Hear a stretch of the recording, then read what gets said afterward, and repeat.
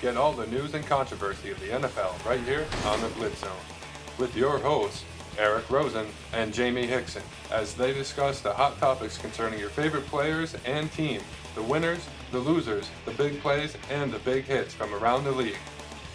Right here, only on the Blitz Zone.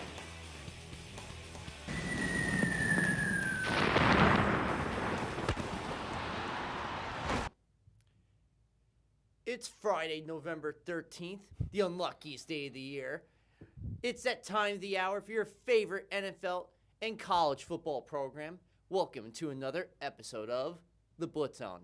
Hi, everybody. I'm Eric Rosen, and we're coming to you live from the studios of CTV in Staten Island, New York. And with me, as always, on the journey to Super Bowl 50 is my man and flag bearer, Mr. Jamie, the sportsman Hickson. Yeah, right now, I'm waving this Jets flag that usually gets clipped onto people's cars. And just so you know, I am not waving the flag in surrender. I'm just waving this flag basically to let people know that there is still hope for Jet fans, even in spite of last night. So do not give up yet.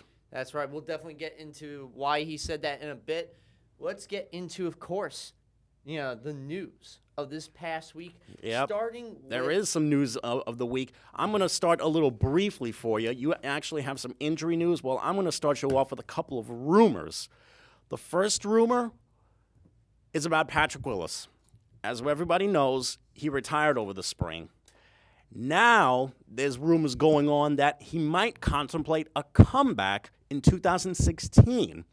There was already a report, a couple of reports in the media that said that Willis was definitely going to return next year. But Willis tweeted he definitely has played his last game in the NFL, so there's not going to be any comeback whatsoever. So it's basically a matter of he said, they said. We don't know who to believe. I guess you can only consider the source, in this case, the media. This just goes to show you that sometimes you can't really take the media for their word because they always seem to try and make up stuff when it comes to trying to get a story. But the bottom line is Patrick Willis made it clear he's definitely not coming back next year. We got to take Mr. Willis at his word, and that's that. There was another rumor involving... What you talking about, Willis? There you go.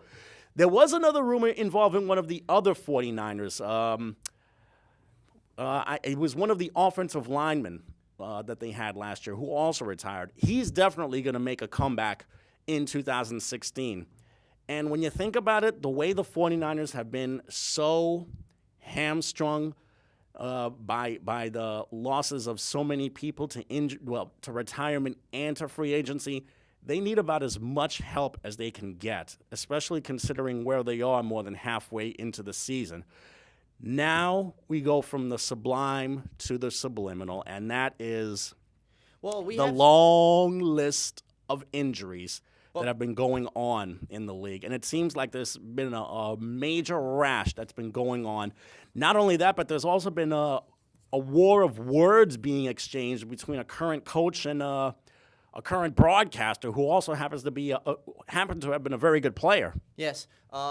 Rodney Harrison, as you know, former safety for the New England Patriots, who now is an NBC Sunday Night Football analyst and also does the weekly Pro Football Talk show on NBC Sports with Mike Florio. Anyway, he basically was stating about the incident that took place in the 21-18 Minnesota Vikings victory over the St. Louis Rams. In the third quarter of that game, Marcus Joyner, the cornerback for the team, had an inadvertent hit on Teddy Bridgewater while he was attempting a running play and slid and tried to slide in the ground. So Joyner basically smacked right into Bridgewater's head, knocking him flat out cold. And, you have to wonder how, one, that's pretty messed up that Joyner did it. Two, also, Harrison was alluding to the fact of the defensive coordinator for the St. Louis Rams. His name is Greg Williams. If that's not familiar to you, this was the guy behind Bountygate. 2009, when he was the defensive coordinator with the New Orleans Saints, he paid players to intentionally inflict as much pain on the opposing offensive players, and they would get a certain bounty or prize for it. So hence Bountygate, and it resulted in Sean Payton losing a year of his coaching duties, along with several executives in the Saints front office, and Greg Williams' indefinite suspension from the NFL. And then he was reinstated back a few years last year, and he's now with the St. Louis Rams. Jeff Fisher, the current coach for the St. Louis Rams, took offense to this because, of what Rodney Harrison said, because he had an intern do some research on him. Rodney Harrison was voted the dirtiest player in the NFL twice. Yes, he was. And this was a guy who's had 18 unnecessary roughness penalties, 7 personal fouls, 4 roughing the passer penalties, 77 penalties in total in his career. So from Fisher's point of view, it's like that's a pot calling the kettle black right there. For a guy who's accusing me of doing harm to other players, it's funny that you're the guy that did kind of the same thing, but yet you can sit there all high and mighty about it. That's where Fisher is coming from. Yeah. And Rodney Harrison is just saying it like it is from his point of view. So the two of them are having a bit of words. It's not only them. How about last night on the Thursday Night Football special, in which Coach Cowher didn't like what Rex Ryan did, having Ike Enemkpali be the captain at the coin toss last night. Considering, Enemkpali back in August flat out punched Geno Smith in the jaw, therefore giving him a 6-week injury time, Yeah, that's total gamesmanship right there. Rex Ryan is no fool. He knows exactly what's going on. Did you honestly think he was going to go through the entire game and not have to do a little tweaking of his former team? He had this game circled on his calendar the moment he took the Buffalo job over the spring. He knew exactly what he was doing, and quite frankly, you have to tip your hat off to him and the rest of his team. I mean, Buffalo is a team that has gone almost 15 years without a single playoff game. And when you think about it, Ryan, maybe he is the guy to try and right the ship upstate after all. And he did a really good job of stirring things up, if you will, just last night. Well, it was definitely gamesmanship for sure, But how about some of the other news that took place this week? Like with FanDuel and DraftKings, with the ruling that took place by Eric Schneiderman, where he wants to ban those websites from doing any business in New York unless they let New York State or any other states control some of the money that's coming from these sites. He's stating that these sites are illegal, it's gambling. But you ever heard of a thing called the New York State Lottery? Yep. That's gambling. That's chance right there. Like tonight's $200 million Mega Millions prize. You got to get 5 numbers and a Mega Ball. What are the chances of those? 1 in a million? Minuscule. Minuscule, all right? That's gambling in itself. So it's stupid to, make a ruling against FanDuels and DraftKings for illegal booking or gaming or gambling when the lottery is gambling itself. But, it's under the guise of education. Mm-hmm. Yeah, partially, I believe, at times. A lot of the money does go to education, though. But when you think about it, the lottery and FanDuel and DraftKings are totally different animals right there. Yeah, but it's all the same premise. It's all chance. It's all gambling. The difference is with FanDuel and DraftKings, there's chance, but there's skill added to it when you have to realize, okay, you studied the league, you studied the week, you know what players to pick because you think they're going to do this. But sometimes there's a chance involved in taking those players because they could have a bad week or a good week. Mm-hmm. I'm just saying it's really the same principle. All of it's gambling. No matter, yes, the lottery, yes, part of it goes to education, but still, that's chance, that's gambling. In fact, when you look at the back of a ticket, got a gambling problem, call this number for 24 hours. We'll help you out with that. So right there, that's just my 2 cents on it. I know they're trying to protect people at times, but you know what? Sometimes people are going to take chances. Yeah. People are going to do things against their own self-interest at times. We can't control everything, unfortunately, in this world. When you think about it, FanDuel and DraftKings has been a real cash cow, if you will, not just for these companies themselves, but for some of the winners, too. There was even a story about this one guy who's won tons of money through FanDuel. And he even has a system of how it goes about. For them to try and label this as another method of gambling and trying to ban it altogether, it's just being a real spoil sport right there. I mean, I don't see a problem with it at all. These guys just have to control their urges a little bit because there's a difference between just playing $1 or $2 that first time and then betting several $1,000s. That's when it becomes a real addiction right there. And it's just the amount of money they want. All the states want to get a piece of the pie. Honestly, they all want to get a piece of the pie, like they do with tobacco sales and in gambling sales, or with casinos or lottery sales. They want their piece of the action. So that's what's all it comes down to in the end. Now, some other injury news. Andrew Luck, he's going to be out 2 to 6 weeks. He's got a lacerated kidney and abdominal issues. He's not going to require any surgery, but this took place in the fourth quarter when Indianapolis defeated Denver 27-24. The good thing, though, they're on the bye this week, so he does have at least a week to try and get better. But I don't think he'll even be back from the bye in week week 12. So we'll probably see Matt Hassel back in week 12 when they come back. At least he was able to replace him those 2 games, which he replaced him with the shoulder injury. Yeah. So you got a luxury of a good backup right there. In other injury news, Deion Lewis, the dual threat running back for the New England Patriots, done for the year, tore his ACL last week when the Patriots defeated the Redskins at home 27-10. He had over 623 yards altogether. It's just really sad. He had such a great year, and he had 4 total touchdowns. A great find. Now you got Brandon Bolden who's going to have to take over his role along with Garrett Blount. Will it work? Will it not? We'll see. And in other news, Matt Flynn is back in the NFL. He's the new backup to Drew Brees after Luke McCown had a lower back injury that ended the season that's going to require surgery. So I think this is another team that has a good, reliable backup. Yeah, it's a win-win situation for the Saints when you think about it, because Flynn has proven himself with the Packers in the past. And now that McCown's season is done, the Saints are in much better hands. Now, let's see what they can do about their defense. Speaking of guys making a return, I see Wes Welker is back against the good judges, against the judgment of, or against his own better judgment, if you will. This is a guy who suffered 4 concussions in his career. Now he gets a 1-year deal with the Rams. There's a lot of people that have been really, really worried about him. But the problem is the reason why this deal was made. 1, Stedman Bailey, their wide receiver, going to be suspended for 4 games for violating the substance abuse policy. 2, outside of Tavon Austin, who's a dual threat receiver, guy who can do end-around plays and kickoff returns, you have no depth whatsoever. And 3, he's not going to really have much of an impact this coming week against Chicago. They're going to do limited package plays. It's all incentive, $870,000. Let's see where this goes. This could actually be, he could be the Danny Amendola for this team that they need. Let's see if he can keep his good health in order, because I mentioned before, he suffered 1 concussion after another in his career. Well, and there's even another injury report, and it occurred just last night. Zach Stacy fractured his ankle. He already underwent surgery. He's gone for the rest of the year. It's going to be really bad in that backfield for the Jets. They still got Chris Ivory, but he's got to improve on this. Even though last night he had probably his best game in weeks.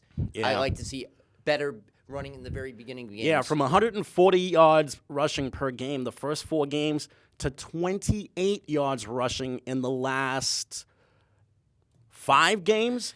And at least he was able to improve a little bit last night.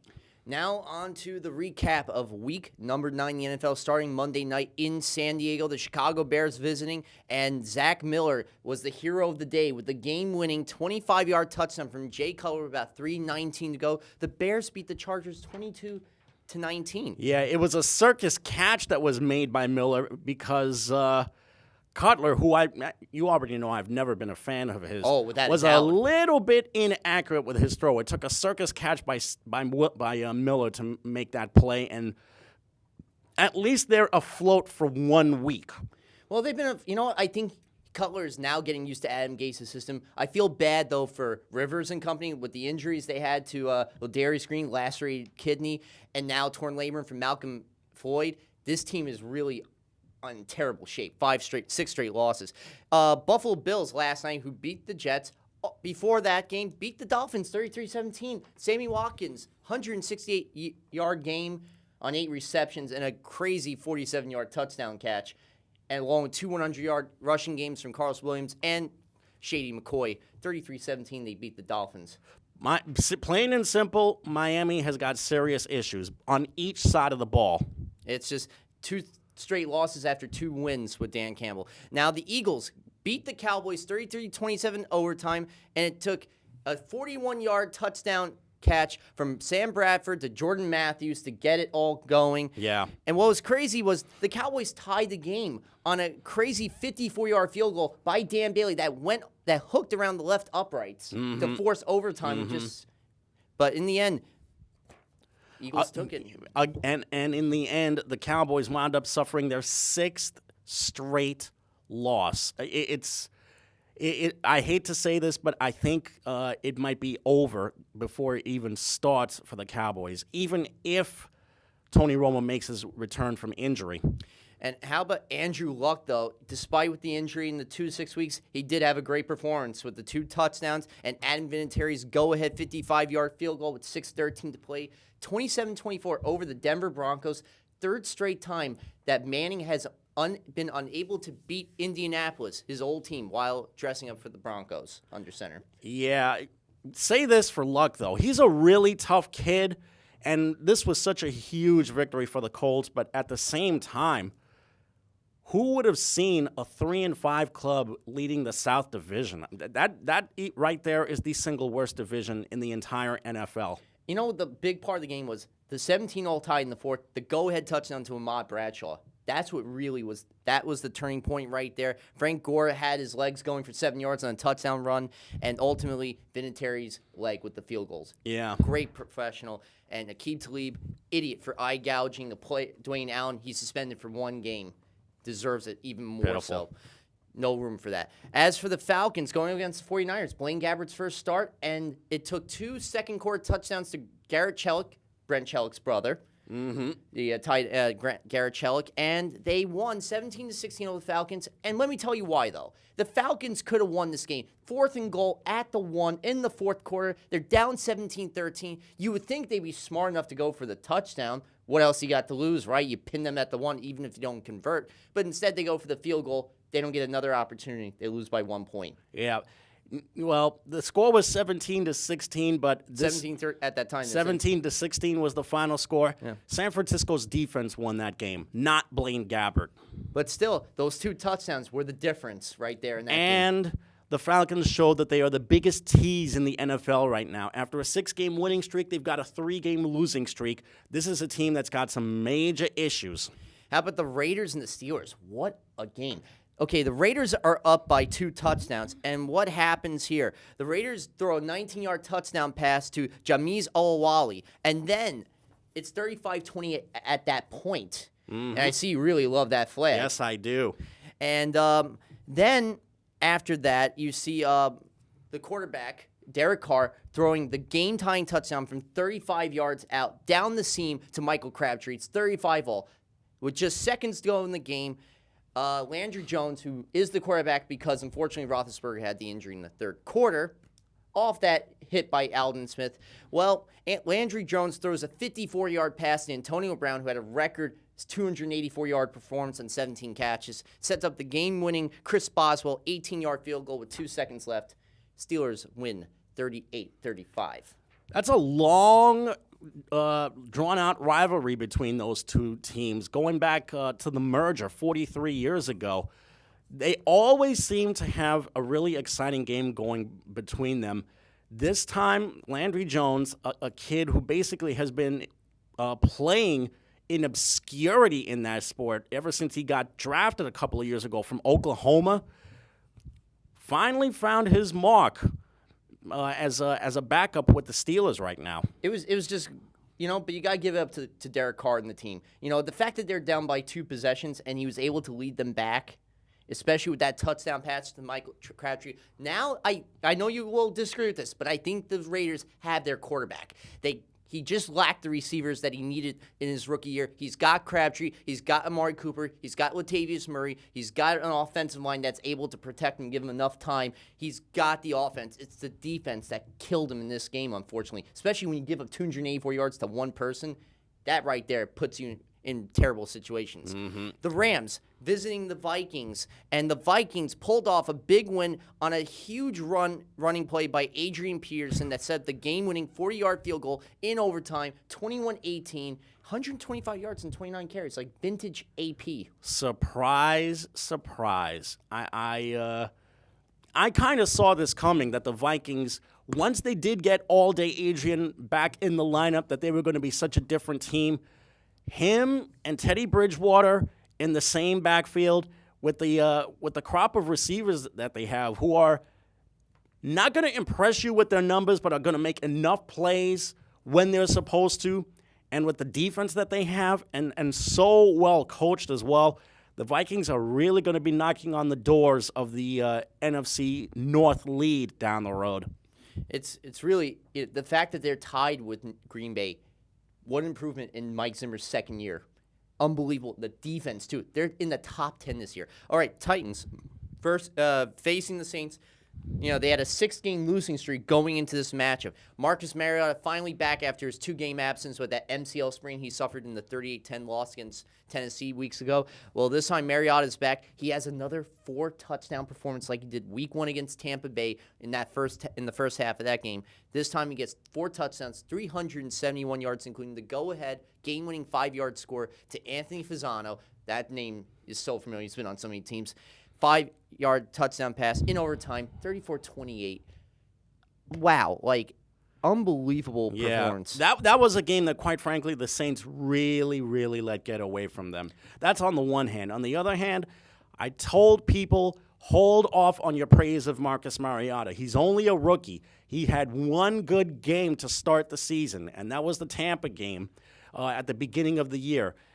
He was going to go through some growing pains, but this past Sunday really showed that he has the chance to be a really great quarterback in that sport. And what was crazy, after the Michael Humanawani go-ahead touchdown, which put the Saints up by 8 points, then he throws the game-tying touchdown 8-yard pass to Justin Hunter and the 2-point conversion to Delaney Walker that really forced the overtime. Yep. So the Saints did let this game get away from them. They could have won this game. They really hurt themselves, but you got to give it up to Tennessee and their resilience. First win under Mike Mularkey. Very true. Green Bay Packers, Carolina Panthers.